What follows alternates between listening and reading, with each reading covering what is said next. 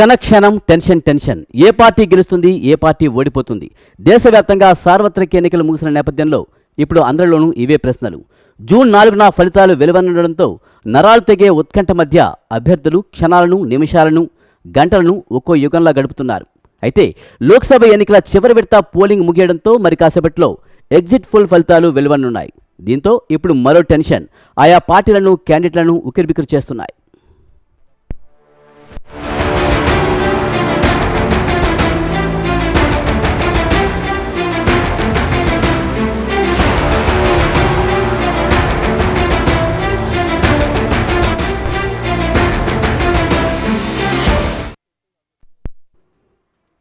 సార్వత్రిక ఎన్నికల్లో భాగంగా అన్ని చోట్ల జరిగిన ఎలక్షన్లు ఓ ఎత్తైతే ఏపీ అసెంబ్లీ జరిగిన ఎన్నికలు మరో ఎత్తనే చెప్పాలి. మే 13న పోలింగ్ ముగిసినప్పటి నుంచి ఆంధ్రప్రదేశ్లో ఏ పార్టీ అధికారంలోనికి వస్తుంది, ఏ పార్టీ ప్రతిపక్షానికి పరిమితమవుతుంది, ఎవరు గెలిచినా ఎన్ని సీట్లతో అధికారంలో చేపడతారు, ఇలా ఒకటా రెండా ఎన్నో ప్రశ్నలు, మరెన్నో సందేహాలు ప్రతి ఒక్కరిలోనూ ఉత్కంఠ రేపుతున్నాయి, మునివేల మీద నిలబడుతున్నాయి. ఇక ఏపీలో ఎగ్జిట్ పోల్స్ మీద ఉత్కంఠ నెలకొంది. దీనిపై మరింత సమాచారాన్ని మా ప్రతినిధి రమేష్ అందిస్తారు. రమేష్, మరికొద్ది సేపట్లో ఎగ్జిట్ పోల్స్ అయితే రిలీజ్ కాబోతున్నాయి. ఏ పార్టీకి ఆ పార్టీ మేం గెలుస్తామన్న ధీమలా ఉన్నారు, ఎలా చూడాలి? విజయ్, ఆంధ్రప్రదేశ్ లో గత నెల 13వ తేదీన 175 అసెంబ్లీ స్థానాలకు, అదేవిధంగా 25 పార్లమెంటు స్థానాలకు పోలింగ్ అయితే ముగిసింది. ఇక జూన్ 4వ తేదీన ఎన్నికల ఫలితాలు కూడా రానున్నాయి. అయితే దేశవ్యాప్తంగా ఈ రోజుతో పోలింగ్ కు ఘట్టానికి తెరపడినటువంటి నేపథ్యంలో మరి కాసేపట్లో ఎన్నికలకు సంబంధించినటువంటి ఎగ్జిట్ పోల్స్ కూడా వెలువడనున్నాయి. ఈ నేపథ్యంలో ఎవరికి వారు ఈ ఎన్నికల్లో విజయం తమదే అని ఇంతవరకు ఒక ధీమాతో ఉన్న ఎగ్జిట్ పోల్ ఫలితాలు ఏ విధంగా ఉంటాయి, ఎగ్జిట్ పోల్ ఫలితాలకు అనుగుణంగానే ఫలితాలు ఉంటాయా లేదా అనే రకరకాల సందేహాలు అయితే ఇటు ఆంధ్రప్రదేశ్ లోని అన్ని రాజకీయ పార్టీల్లో ప్రధానంగా వ్యక్తమవుతుందని చెప్పుకోవచ్చు. ఆంధ్రప్రదేశ్ లో వైఎస్ఆర్ కాంగ్రెస్ పార్టీ ఒంటరిగా 175 అసెంబ్లీ స్థానాలకు, అదేవిధంగా 25 పార్లమెంట్ స్థానాలకు పోటీ చేసింది. తెలుగుదేశం పార్టీ, జనసేన, బీజేపీ కూటమిగా ఈసారి ఎన్నికల్లో పోటీ చేసినటువంటి పరిస్థితి ఉంది. మిగిలినటువంటి రాజకీయ పార్టీలు ఎన్నికల్లో పోటీ చేసినప్పటికీ ప్రధానంగా వైఎస్ఆర్ కాంగ్రెస్ పార్టీ, అదేవిధంగా టీడీపీ కూటమి మధ్యనే ఈ ఎలక్షన్ అయితే జరిగిందని చెప్పుకోవచ్చు.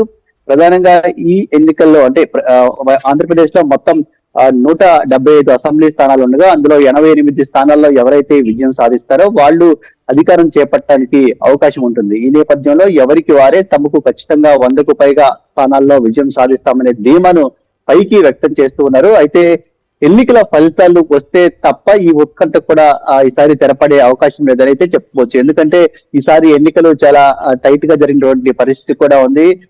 ప్రధానంగా ప్రజలు ఈసారి ఎవరికి ఓటేస్తారనే అంశానికి సంబంధించి ఒక స్పష్టత వస్తున్నటువంటి పరిస్థితి కూడా లేదు. గతంలో ప్రభుత్వం పైన వ్యతిరేకత ఉంటే అది విస్తృతంగా ప్రజలు బయటికి చెప్పే అవకాశం ఉండేది. అదే సందర్భంలో ప్రభుత్వానికి అనుకూలంగా ఉన్నా కానీ ఆ విషయాన్ని ప్రజలు బహిరంగంగా చెప్పేవాళ్ళు. కానీ 2024 సార్వత్రిక ఎన్నికల్లో అంటే అసెంబ్లీ ఎన్నికల్లో ఇటు ఒక పార్టీకి అనుకూలంగా కానీ ఒక పార్టీకి వ్యతిరేకంగా కానీ ప్రజలు పెద్దగా పెదవి విప్పటం లేదు. దీంతో ఈ సైలెంట్ ఓటింగ్ ఏదైతే ఉంది, సైలెంట్ ఓటింగ్ ఎవరికి లాభం చేస్తుంది, ఎవరికి నష్టం చేస్తుంది అనే ఉత్కంఠ అయితే ఖచ్చితంగా అన్ని రాజకీయ పార్టీల్లో ఉంది. కానీ పైకి మాత్రం ఖచ్చితంగా ఏ పార్టీకి ఆ పార్టీ తమదే అనే అధికారం తమదే అనే ఒక ధీమాన్ని అయితే వ్యక్తం చేసినటువంటి పరిస్థితి కనిపిస్తుంది. వైఎస్ఆర్ కాంగ్రెస్ పార్టీ ఈ ఎన్నికల్లో ఖచ్చితంగా గెలుస్తుంది, రెండోసారి అధికారంలోకి రాబోతున్నామనే ధీమాను అయితే సీఎం జగన్మోహన్ రెడ్డితో పాటు ఆ పార్టీ నేతలు కూడా వ్యక్తం చేస్తూ ఉన్నారు. దీనికి అనేక కారణాలను ఆ పార్టీ నేతలు చెప్తూ ఉన్నారు. గత 5 ఏళ్లుగా వైఎస్ఆర్ కాంగ్రెస్ పార్టీ అనేక సంక్షేమ కార్యక్రమాల్ని అమలు చేసింది. ఎక్కడ అవినీతి లేకుండా ప్రజలకు నేరుగా లబ్ధి చేకూర్చడం జరిగింది. ప్రధానంగా పేదలు కావచ్చు, మధ్యతరగతి ప్రజలు కావచ్చు, అదేవిధంగా ఇతర విద్యార్థులు కావచ్చు, అదేవిధంగా రైతులు కావచ్చు, ఇలా అన్ని వర్గాలకు కూడా సంక్షేమాన్ని అందించడం జరిగింది. ముఖ్యంగా మహిళలకు వైఎస్ఆర్ కాంగ్రెస్ పార్టీ ప్రభుత్వంలో అధిక లబ్ధి చేకూరింది. దాదాపు 1 కోటి మందికి పైగా మహిళలు ఏదో ఒక రూపంలో ప్రభుత్వం నుంచి లబ్ధి పొందారు. కాబట్టి ఈ ఎన్నికల్లో ఖచ్చితంగా మహిళలు కావచ్చు, అదేవిధంగా మధ్యతరగతి, దిగువ మధ్యతరగతి, పేద వర్గాలన్నీ కూడా వైఎస్ఆర్ కాంగ్రెస్ పార్టీకే ఓటు వేశాయి, అనుకూలంగా ఉన్నాయనే విశ్లేషణను వైఎస్ఆర్ కాంగ్రెస్ పార్టీ తెరపైకి తీసుకువస్తుంది. ప్రధానంగా ఎవరి మహిళలు కూడా విశ్లేషణలు ఎలా ఉన్నప్పటికీ కూడా ముఖ్యంగా ఈ ఎన్నికల్లో సంక్షేమం అభివృద్ధి రెండు అంశాలు చాలా హైలైట్గా నిలిచాయి. ఈ నేపథ్యంలో ముఖ్యంగా పబ్లిక్ టాక్ మనం చూస్తూ ఉంటాం. టీ సెంటర్కి వెళ్ళినా టిఫిన్ సెంటర్కి వెళ్ళినా అక్కడ కొంతమంది మాట్లాడుకుంటూ ఉంటారు. వాళ్ళ నుంచి ఎలాంటి అభిప్రాయాలు వ్యక్తమవుతున్నాయి, ఏ పార్టీ అధికారం చేపట్టబోతుందని అక్కడ విశ్లేషణలు వస్తున్నాయి సామాన్యుల నుంచి? అంటే ప్రధానంగా ఆంధ్రప్రదేశ్ లో ఈసారి చాలా తప్పుగా ఉన్నటువంటి విషయం ఇదే మనం చెప్తుంది కూడా.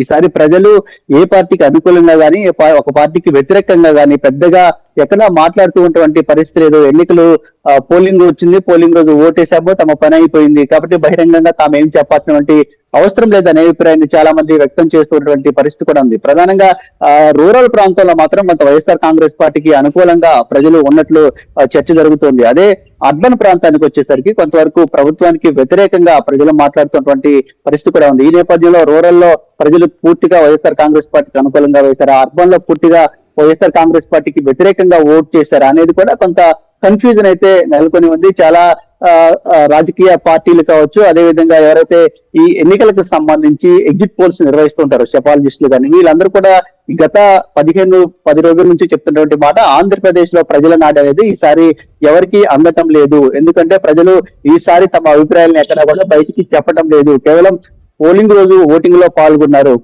కొన్ని సెక్షన్లు మాత్రమే ఓపెన్ గా తమ అభిప్రాయాన్ని చెప్తున్నాయి, మెజారిటీ సెక్షన్ లో తమ అభిప్రాయాన్ని చెప్పడం లేదు. దీంతో ఎగ్జిట్ పోల్స్ నిర్వహించడం కూడా ఆంధ్రప్రదేశ్ లో ఈసారి కొంత ఇబ్బందిగా మారిందనే అభిప్రాయం అయితే సర్వత్రా వ్యక్తం అవుతుంది. అయితే రాజకీయ పార్టీల వారిగా చూస్తే వైఎస్ఆర్ కాంగ్రెస్ పార్టీ తమకే ఖచ్చితంగా ప్రజలు అనుకూలంగా వేశారు. పెరిగినటువంటి ఓటింగ్ ఏదైతే ఉందో ఇది ఖచ్చితంగా తమకు అనుకూలంగా ఉందని చెప్తూ ఉన్నారు. ఎందుకంటే తాము 5 ఏళ్ళు చేసినటువంటి సంక్షేమం ఏదైతే ఉందో ఈ సంక్షేమం తమకు కలిసి వచ్చింది కాబట్టి ఖచ్చితంగా ప్రజలు తమ పక్షానే ఉన్నారు అనేది వాళ్ళ అభిప్రాయం. అదేవిధంగా తెలుగుదేశం పార్టీకి సంబంధించి చూస్తే తెలుగుదేశం పార్టీ కూడా అనేక కారణాలను చెప్తూ ఉంది ఈసారి తమ అధికారంలోకి రావడానికి అవకాశాలు ఏంటి అనేది. ఒకటి, అర్బన్ ప్రాంతంలో ప్రజలు ప్రభుత్వం పైన కొంత వ్యతిరేకంగా ఉన్నారు.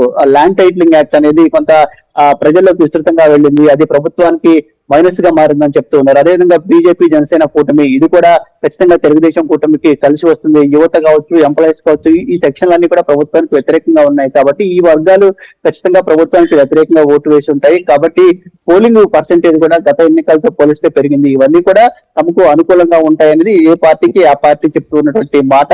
ఇక ప్రజల విషయానికి వస్తే ప్రజలు కూడా కొంతవరకు గతంలో ఓపెన్ గా చెప్పేవాళ్ళు. గతంలో 2019లో ప్రభుత్వానికి పైన వ్యతిరేకత ఉంటే ఆ విషయాన్ని బహిరంగంగానే చెప్పినటువంటి పరిస్థితి ఉంది. కానీ ఈసారి ప్రభుత్వానికి వ్యతిరేకంగా ఉన్నారా, అనుకూలంగా ఉన్నారా అనే అంశాలను చాలా ఎక్కువ పర్సెంటేజ్ ప్రజలైతే ఓపెన్ గా చెప్పడం లేదు. రకరకాల ప్రచారాలు జరుగుతూ ఉన్నాయి. ఏ రాజకీయ పార్టీకి సంబంధించిన కార్యకర్తలు ఆ రాజకీయ పార్టీకి అనుకూలంగా మాట్లాడుతూ ఉన్నారు. అదే సందర్భంలో ఏ రాజకీయ పార్టీకి సంబంధం లేని వాళ్ళు కామన్ అంటే ఎవరైతే న్యూట్రల్ ఓటర్స్ ఉంటారో ఈ న్యూట్రల్ ఓటర్స్ మాత్రం ఎక్కడా పెదవి విప్పడం లేదు. ఏ పార్టీకి ఓటు వేశామని కానీ, ఏ పార్టీ ఓడిపోబోతుందని కానీ, ఒక పార్టీకి గెలవబోతుంది అనే విషయాన్ని చాలా క్లియర్ గా చెప్పినటువంటి పరిస్థితి కూడా ఉంది. దీంతోనే కొంత కన్ఫ్యూజన్ అయితే నెలకొని ఉంది. యాక్చువల్ గా గతంలో ఎన్నడూ లేని విధంగా ఆంధ్రప్రదేశ్ లో ఈసారి ఎలక్షన్ అనేది రమేష్ ముఖ్యంగా చూస్తే కనుక 3 పార్టీల కలయిక టీడీపీ, బీజేపీ అలాగే జనసేన 3 పార్టీల కలయిక ప్రభుత్వ వ్యతిరేక ఓటు చేరనివ్వకుండా చేస్తామనే ఒక విషయాన్ని పవన్ కళ్యాణ్ పదే మాట్లాడడం జరిగింది. ఈ ప్రభుత్వ వ్యతిరేక ఓటు చేరకపోవడం అయితే పోలింగ్ శాతం ఎక్కువగా నమోదవడం కూడా కూటమికి కలిసి వచ్చే అవకాశాలు ఉందా, లేకపోతే సంక్షేమంతో వైసీపీ గట్టెక్కే అవకాశాలు ఉన్నాయా? ప్రధానంగా ఎన్నికల్లో ఏదైతే ప్రభుత్వం పైన వ్యతిరేకత ఉంటే ఆ వ్యతిరేకత పోలింగ్ రోజు కనిపిస్తుంది. ఎక్కువ పర్సెంటేజ్ పోలింగ్ అయితే గతంలో కంటే అది ప్రభుత్వ వ్యతిరేకతకు నిదర్శనం అని గతంలో చెప్పేటటువంటి పరిస్థితి కూడా ఉంది. గతంలో ఎప్పుడు పోలింగ్ శాతం పెరిగినా కానీ అది అధికార పార్టీకి కొంత ఇబ్బంది కలిగించింది, ప్రతిపక్షానికి లాభం చేసిందనే వాదన ఉంది. కానీ ఈసారి పరిస్థితి అలా కాదు. ఖచ్చితంగా పెరిగినటువంటి ఓటింగ్ కానీ పోలింగ్ కానీ ఏదైతే ఉందో అది ఖచ్చితంగా అధికార పార్టీకి అనుకూలంగా ఉంది. ప్రజలు తాము చేసినటువంటి సంక్షేమ కార్యక్రమాలకు ఓటు రూపంలో తమ విశ్వాసాన్ని కానీ అభిమానాన్ని కానీ చూపించడం జరిగింది. ఏవైతే 5 ఏళ్ల కాలంలో అమలైనటువంటి సంక్షేమ పథకాలు మళ్లీ అమలు కావాలంటే ఖచ్చితంగా ప్రభుత్వానికి అనుకూలంగానే ఓటు వేయాలనే ఉద్దేశంతో ప్రజలు ఓటింగ్ లో పాల్గొన్నారని ఇటు వైఎస్ఆర్ కాంగ్రెస్ పార్టీ విశ్లేషించింది. అదే సమయంలో టీడీపీ, జనసేన కూటమి కూడా ఖచ్చితంగా ప్రభుత్వం పైన వ్యతిరేకత ఉంది. అందుకే గతంలో అంటే చరిత్రలో ఎన్నడూ లేని విధంగా దాదాపు 82% పోలింగ్ నమోదైందంటే ఇది ఖచ్చితంగా ప్రభుత్వ వ్యతిరేకత. ఈసారి ఆసక్తిగా ఇటు బయట దేశాల నుంచి కావచ్చు, అదేవిధంగా ఆంధ్రప్రదేశ్ లో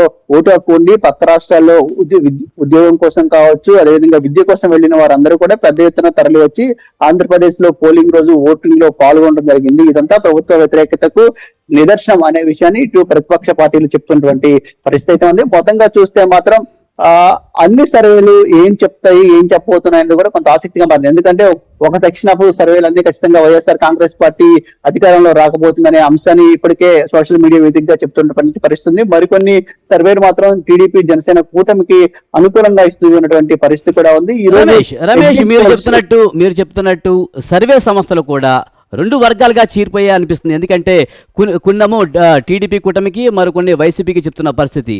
ఏది జెన్యున్గా చెప్తుందనేది తెలియని పరిస్థితి. మరోవైపు సోషల్ మీడియాలో కూడా విస్తృతంగా ప్రచారం జరుగుతున్న పరిస్థితి చూస్తున్నాం. ఎవరికి నచ్చినట్టు వాళ్ళు విశ్లేషణలు అందిస్తున్నారు, ఎవరికి నచ్చినట్టు వాళ్ళు సర్వేలు చేస్తూ ఉన్నారు. ఎలా చూడాలి ఈ ఎగ్జిట్ పోల్స్లో కూడా మనం వాస్తవాలను చెప్తున్నారు అనుకోవాలా? అంటే ప్రధానంగా ఎగ్జిట్ పోల్స్ కూడా ఈసారి చాలా కాన్ఫిడెంట్ గా చెప్పలేకపోవడానికి కానీ ఈ కన్ఫ్యూజన్ కి ప్రధాన కారణం ప్రజలు ఎవరికి ఓటు వేశామనే విషయాన్ని ఎక్కడా బయటికి బహిరంగంగా చెప్పడం లేదు. కొన్ని వర్గాలు మాత్రమే బహిరంగంగా ప్రభుత్వానికి అనుకూలంగానో ప్రభుత్వానికి వ్యతిరేకంగానో మాట్లాడుతున్నాయి.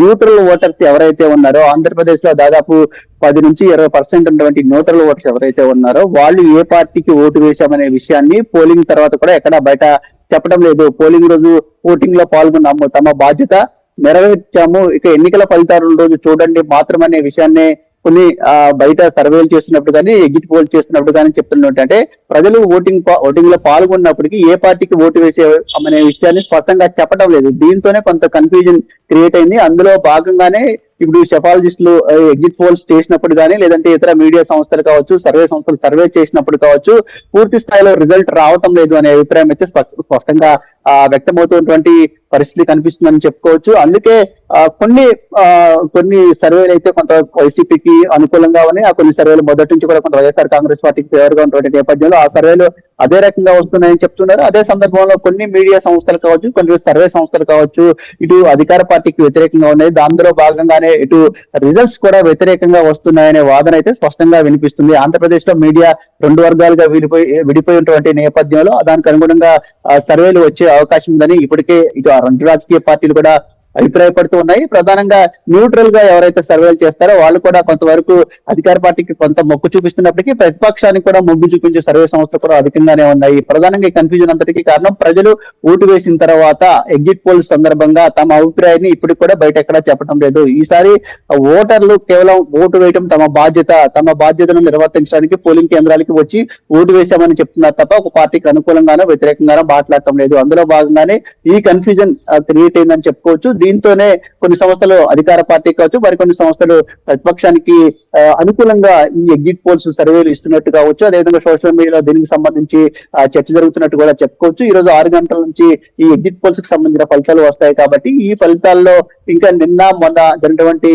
విశ్లేషణ కావచ్చు, సేకరించినటువంటి సమాచారాన్ని యాడ్ చేసి ఎవరికి అనుకూలంగా రాబోతుందనే చూడాలి. ఒకటి ఎగ్జిట్ పోల్స్ లో ఫలితాలు వచ్చినంత మాత్రాన ఖచ్చితంగా అదే రకమైన ఫలితాలు వస్తాయనే అభిప్రాయాన్ని అయితే ఇటు అన్ని పార్టీలు కూడా ఏకీభవించుతున్నారు. గతంలో చాలా సందర్భాల్లో చాలా రాష్ట్రాల్లో ఎగ్జిట్ పోల్స్ లో ఒక పార్టీకి అనుకూలంగా ప్రజలు పట్టం కట్టారని చెప్పినప్పటికీ ఆ తర్వాత జరిగినటువంటి కౌంటింగ్ రోజు ఫలితాలు తారుమారాయి అనే విషయాన్ని కూడా చాలా రాజకీయ పార్టీలు చెప్తున్నటువంటి పరిస్థితి ఉంది. గతంలో 5 రాష్ట్రాల ఎన్నికల జరిగినటువంటి సందర్భంలో ప్రధానంగా ఛత్తీస్గఢ్ లో అధికార పార్టీ అధికారంలోకి వస్తుందని ఎగ్జిట్ పోల్స్ బలంగా చెప్పడం జరిగింది. కానీ అక్కడ ఫలితాలు తారుమారేటువంటి పరిస్థితి ఉంది. అదేవిధంగా తెలంగాణలో కూడా ఎగ్జిట్ పోల్స్ విషయంలో కొన్ని ఎగ్జిట్ పోల్స్ అధికార బీఆర్ఎస్ కు అనుకూలంగా వచ్చాయి, మరికొన్ని కాంగ్రెస్ పార్టీకి అనుకూలంగా వచ్చాయి. దీంతో ఎవరు అధికారంలోకి వస్తుంది అనే విషయం ఖచ్చితంగా కౌంటింగ్ రోజు మాత్రమే తేలింది. సో ఇప్పుడు కూడా ఖచ్చితంగా అదే రకమైనటువంటి పరిస్థితి ఉంది. ఎగ్జిట్ పోల్స్ ఎవరికి అనుకూలంగా ఉన్నా ఎవరికి వ్యతిరేకంగా ఉన్నా కౌంటింగ్ రోజు మాత్రమే దీనికి సంబంధించి క్లారిటీ వచ్చే అవకాశం అయితే స్పష్టంగా ఉంది. అన్ని పార్టీలు కూడా ఎవరికి వారు తమదే అధికారం అనే ధీమాన్ని అయితే వ్యక్తం చేస్తూ ఉన్నారు. Right, thank you Ramesh. మరికొద్ది సేపట్లో ఎగ్జిట్ పోల్స్ అయితే రిలీజ్ కాబోతున్నాయి. పార్టీల అన్ని కూడా ఉత్కంఠతో ఎదురు చూస్తున్న పరిస్థితి. ఏ పార్టీకి మెజారిటీ ఇస్తారనే అంశంపై అందరూ కూడా ఉత్కంఠగా ఎదురు చూస్తున్నారు.